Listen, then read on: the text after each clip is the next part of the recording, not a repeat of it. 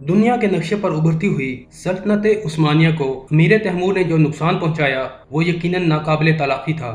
امیر Timur نے سلطان بایزید اول کو جب شکست دی تو مسلمان یورپ کے کئی ممالک میں اپنا لوہا منوا چکے تھے، لیکن امیر تیمور اور سلطان بایزید اول کے درمیان ہونے والی جنگ نے یورپ میں بڑھتی ہوئی سلطنت عثمانیہ کی جڑیں کھوکھلی کر دیں۔ انقرہ کی جنگ میں پہنچنے والے نقصانات کے اثرات اتنے شدید اور گہرے تھے کہ سلطنت میں نئی فتوحات کا سلسلہ تقریباً اگلی نصف صدی تک رک گیا۔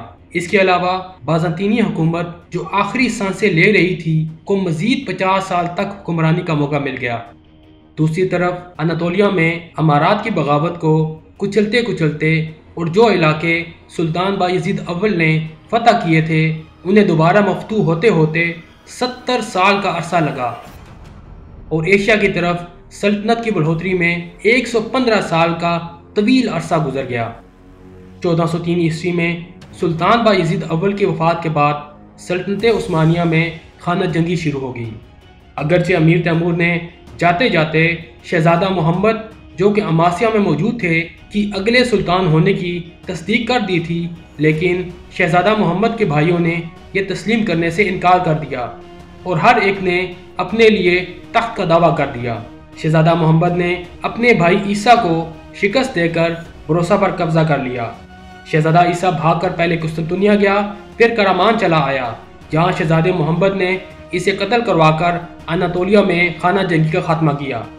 شہزادہ محمد نے اپنے بھائی موسیٰ کو امیر تیمور سے رہائی کے بعد اپنے ساتھ ملایا اور اس کو ادرنا بھیجا تاکہ وہ شہزادہ سلیمان کی بغاوت کو کچل سکے۔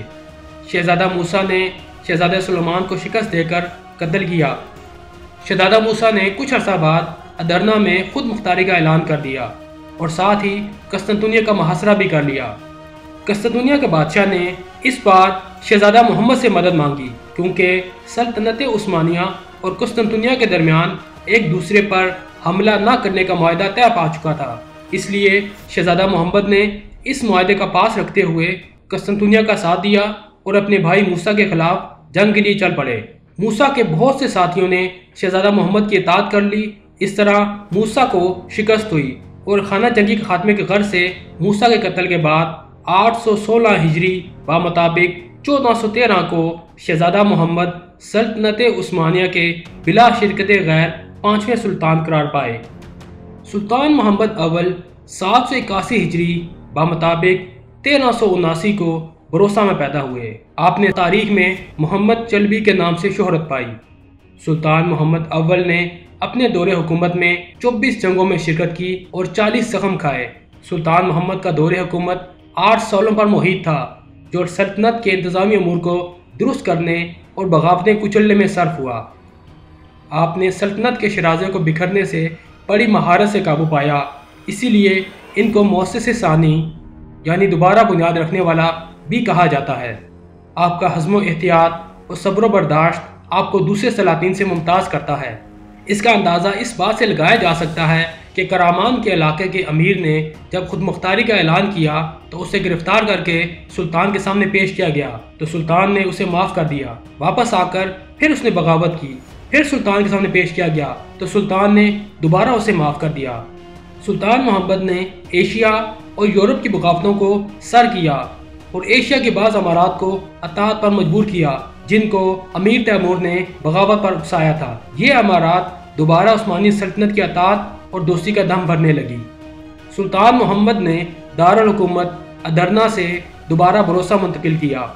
سلطان محمد کے زمانے میں ایک بہت بڑا فتنہ بدر الدین کی صورت میں ظاہر ہوا۔ بدر الدین نے مسلمان عالم کا روپ دھار رکھا تھا۔ وہ سلطان محمد کے بھائی موسیٰ کے لشکر میں تھا اور اس دور کے دولت عثمانیہ کے سب سے بڑے منصب قاضی العسکر کے عہدے پر فائز تھا۔ اسے شہزادہ موسیٰ نے اپنا مقرب خاص بنا لیا تھا جس کی وجہ سے وہ لوگوں کی عقیدتوں کا مرکز بن گیا تھا۔ اس نے بہت سے حرام کردہ اشیاء کو حلال قرار دے رکھا تھا۔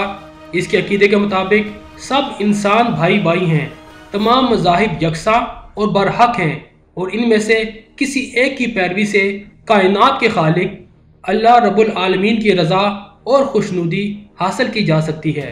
یہودیوں کی فری میسن کی تحریک کے بھی یہی عقائد تھے جنہوں نے سلطان عبد الحمید ثانی کو معزول کروا کے ملک بدر کرا دیا تھا اور بعد میں فلسطین پر قبضہ کر کے اسرائیل کی بنیاد رکھی تھی۔